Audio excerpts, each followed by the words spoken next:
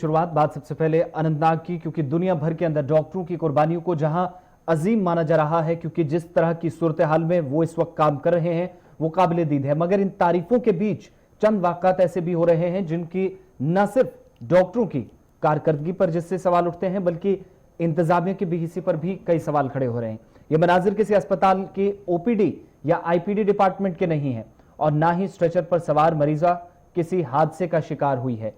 इस बीच सीर हमदान के अंदर वो तस्वीरें हम आपको बता रहे हैं जिसके बाद हम सबको ये सोचना होगा कि एक तरफ से कोविड-19 से लड़ने के बुलंदो बांग दावे किए जाते रहे हैं, वहीं दूसरी जानिब जनूबी कश्मीर की जिला अनंतनाग के सीर हमदान इलाके में दूर दराज इलाके से ताल्लुक रखने वाली खातून जो कि दर्द ज़हम में मुब्तला थी, सिर्फ इसलिए दम तोड़ बैठी क्योंकि सफेद वर्दी में मलबूस अफराद ने शायद अपनी जिम्मेदारी को नहीं समझा। दर्द ज़हम में मुब्तला खातून के वालिदैन पर जहां एक बिजली ये गिरी कि बेटी की जुदाई हुई, वहीं दूसरी सितम ज़रीफी ये थी कि लाश को स्ट्रेचर पर रखकर घर का सफर करने के लिए अस्पताल इंतजामिया ने मजबूर किया, जिसके बाद एहतजाज करने पर भी इस बेटी के वालिदैन और रिश्तेदार परेशान हुए, मजबूर हुए।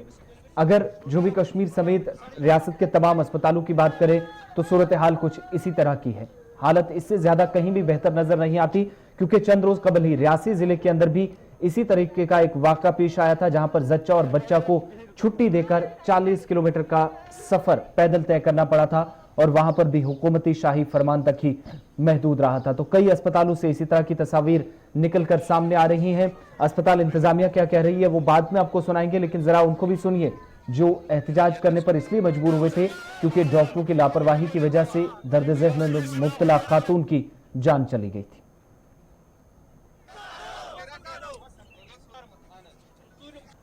रात 8:30 to 12 बजे दरमियान सीर हस्पताल यमो दोप यमिस गस नॉर्मल डिलीवरी अम ब्रोट अमिस बच्चे अमिस नॉर्मल डिलीवरी तम दो गमस अमिस क्या 4 वरी 5 वरी हेत सह बच्चे तो वो दोप यमो नॉर्मल डिलीवरी कल शाम तम फोन कर 12 बजे रात अमिस खानदार सत बेस अमिस नौश सत यमो दोप नॉर्मल डिलीवरी ग 12 बजे रात तम दपान नॉर्मल डिलीवरी ग